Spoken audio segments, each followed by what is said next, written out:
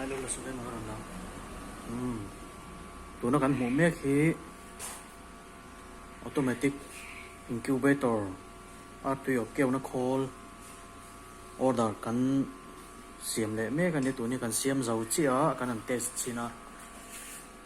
hi temperature controller hi W1209 làm chi cần mong á chuan a bom len zong hi dung zong hi ti zong hi an fit ni ve la nia chuan a wang zong hi fit khat le chan ve la nia san zong hi fit khat le chan ve ai tam shet ania chuan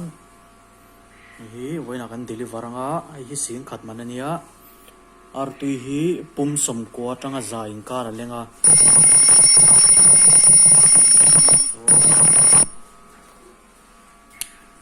tu na hin kan ran meka 37.4 raw meka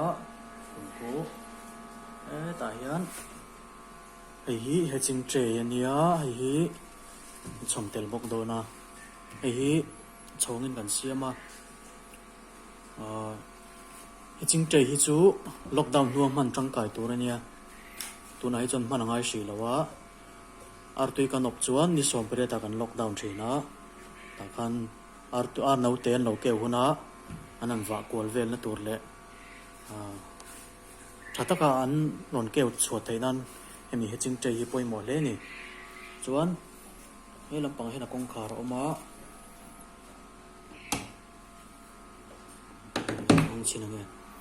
hi khol chung ania wiring vel hi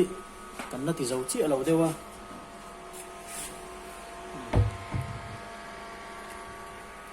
bulb te kan an da chung na ma hian alum thakho mai chung hi temperature maintain dan po afu orwal khop mai he lampang kan khoi chinga he lampang hi kem chana he lampang chu dewa ma se a sensor hi lai ta kan da tianga chuan a sensor hi he ta hian he ta sensor on ta hai ani sensor te hi alai ta ka da hi poi mo me ni e che sensor kan da alai ta kan da lo chuan reading kha